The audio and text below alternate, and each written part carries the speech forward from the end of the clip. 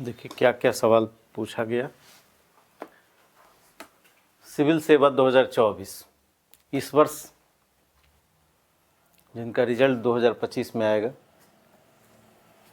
नहीं, कितना आसान सवाल पूछा गया और कहा गया कि भाई आप सफल हो जाइए, हम आसान सवाल पूछ रहे हैं। ये सवाल ऐसे थे ना, साथ में आलोचना के निबंध खंडवाले का दे दिया था, तो ऐसे 3 देंगे तो फिर इसको कैसे किया जाएगा अगर वो नहीं पढ़ा है तो? पढ़ना तो सब है।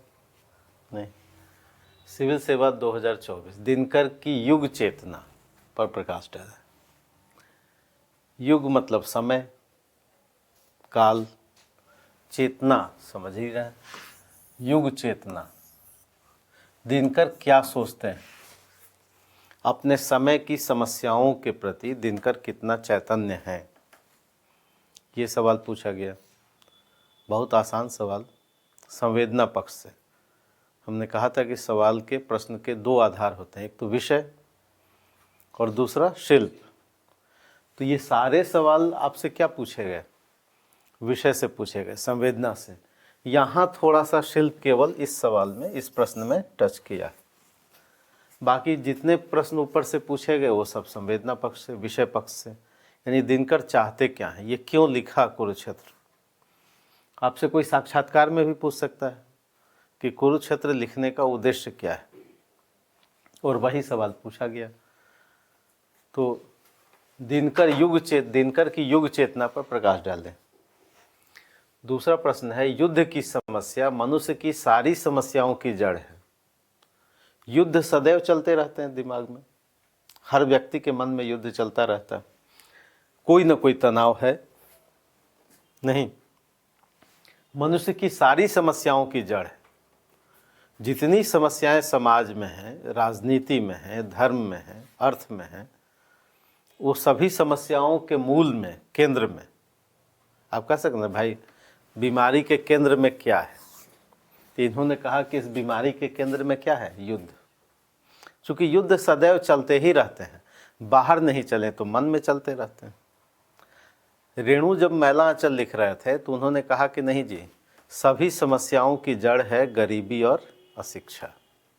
मैला आंचल में रोग के कीटाणु उन्होंने पकड़े, उन्होंने क्या कहा कि नहीं, भारत अब आज़ाद हो गया है, स्वतंत्र भारत में मूल समस्या क्या है, गरीबी और अशिक्षा की। अंबेडकर जी को भी यही लगता था कि शिक्षा ही क्रांति का अग्रदूत बनेगा, एजुकेशन। दिनकर साहब को ये लगता है कि युद्ध की समस्या मनुष्य की सारी समस्याओं की जड़ है। अभी हम लोग देखते हैं कि भाई आखिर दिनकर ऐसा क्यों सोचते हैं। सिविल सेवा 2022 युधिष्ठिर व भीष्म के माध्यम से अपने ही अंतर्द्वंद्वों को अभिव्यक्त किया गया। यानी कैरेक्टर हैं युधिष्ठिर और भीष्म। और आप जानते हैं कि ये रचना महाभारत की पृष्ठभूमि में रचित है। सबको पता है कि सबसे बड़ा युद्ध कौन सा लड़ा गया, महाभारत का। और महाभारत के युद्ध में कौन विजयी हुए, युधिष्ठिर। और किनकी हार हुई, हाँ, यानी सत्य और असत्य की लड़ाई में माना जाए कि असत्य की हार हुई। कौरवों के पक्ष में भीष्म थे।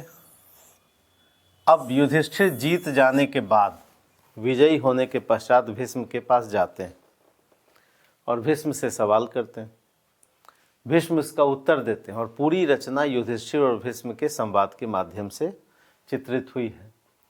तो प्रश्न वही पूछा गया कि युधिष्ठिर और भीष्म के माध्यम से अपने ही अंतर्द्वंद्वों को, दिनकर समाज के अंतर्द्वंद, स्वयं के अंतर्द्वंद या समाज के अंतर्द्वंद को चित्रित किया। माध्यम ये, यानी ये रचना युधिष्ठिर और भीष्म के माध्यम से अपने समय के समस्याओं को व्यक्त किया गया।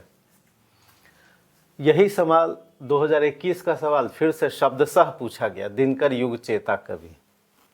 शब्द भी वही ले लिया गया। अब प्रश्नकर्ता के पास कोई शब्द भी नहीं है, अब रिपीट इतना तक कर रहा है कि ये सवाल वो सवाल देखिए, सेम शब्द ले लिया गया। दिनकर युग चेता कवि 2020 में जो सवाल पूछा गया प्रश्न, कुरुक्षेत्र एक साधारण मनुष्य, साधारण मतलब हम सब साधारण हैं, एक औसत व्यक्ति, एक आम व्यक्ति, साधारण मनुष्य का शंकाकुल हृदय है। हर व्यक्ति शंका में। तो तो प्रत्येक मनुष्य जो है, जो साधारण मनुष्य है, उसका शंकाकुल हृदय जो मस्तिष्क के स्तर पर चढ़कर बोल रहा है। यानी हमारे मन में जो सामान्य हम आदमी हैं, प्रत्येक व्यक्ति 145 करोड़ आदमी भारतवर्ष कम से कम, और ये सबके मन में ये बात है, और उसी बात को, उसी विषय को कुरुक्षेत्र में उठाया गया है। कुरुक्षेत्र का उद्देश्य शिवेतर छते है। ये थोड़ा उस साल, जिस साल 2017 में पूछा गया था, लोगों को समझ में नहीं आया। शिव का मतलब होता है शिवत्व भाव की रक्षा के लिए। इसका मतलब क्या है? शिवत्व भाव की रक्षा। कुरुक्षेत्र क्यों लिखा गया? तो शिवत्व मतलब कल्याणकारी। शिव क्या होते हैं? कल्याणकारी, वेलफेयर के लिए जाने जाते हैं। तो शिव भाव की रक्षा के लिए कुरुक्षेत्र लिखा गया कि समाज में, राजनीति में शिवत्व भाव बना रहे। शिवत्व भाव मतलब सबका वेलफेयर हो। हमारा संविधान जैसे सबकी बात, सबके हित की बात करता है, तो कुरुक्षेत्र भी क्या है? शिवत्व भाव की रक्षा के लिए लिखा गया है, यानी सबका भला हो, सबका कल्याण हो। तो आखिर कौन सा विषय होगा, क्या हो जाए जिससे सबका भला हो जाए? A to Z सबका भला हो जाए? नहीं है ना, महिला पुरुष, गरीब अमीर सबका भला हो, उसी की रक्षा के लिए कुरुक्षेत्र लिखा गया। शिवत्व मतलब कल्याणकारी भाव। 18 का सवाल है, युग प्रबुद्ध उद्विग्न मानव का द्वंद्व। युग प्रबुद्ध, उद्विग्न मतलब बेचैन, व्यक्ति बेचैन है, उसके मन का जो अंतर्द्वंद है चित्रित हुआ है कुरुक्षेत्र में।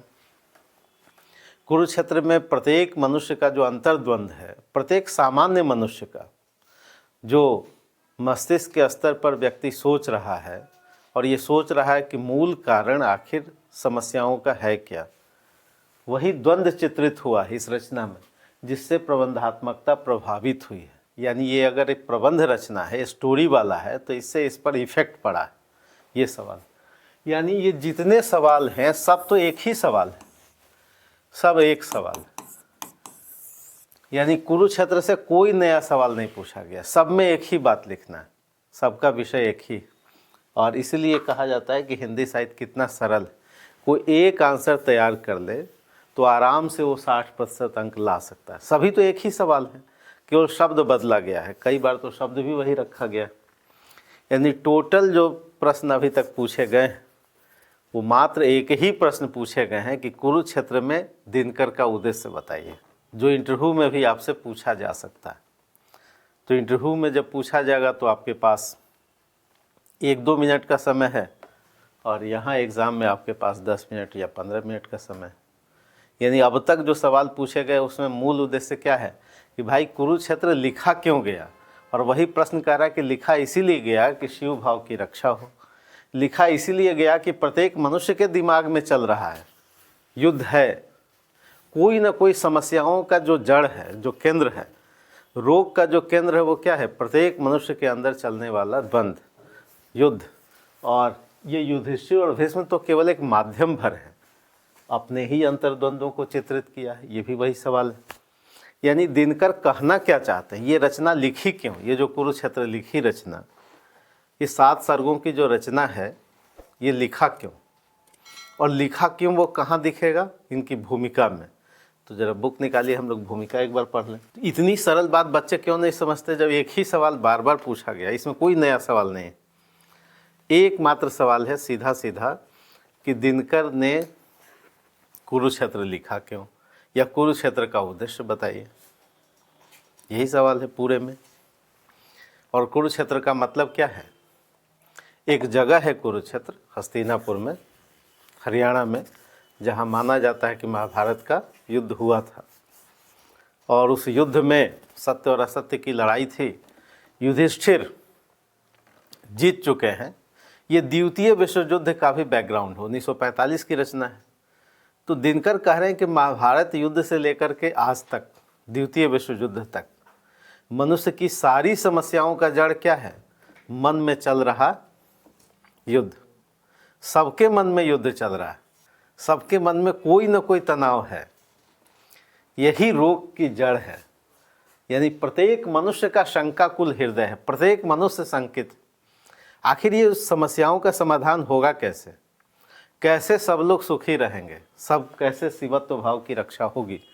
कैसे सब विकसित करें? जिसका नारा है भाई, राजनीतिक नारा भी है कि सबका विश्वास हो, सबका साथ हो, नहीं, यानी सब कैसे, जो संविधान का दर्शन है कि सबका विकास हो, वही बात कुरुक्षेत्र में दिनकर भी बता रहे हैं, सोच रहे हैं। सबका साथ सबका विकास यूज कर सकते हैं। हाँ, कर सकते हैं, कर सकते हैं। तो पहले हम लोग भूमिका पढ़ लें। कुरुक्षेत्र की रचना भगवान व्यास के अनुकरण पर नहीं हुई है। भगवान व्यास कौन है? जो महाभारत के रचयिता हैं।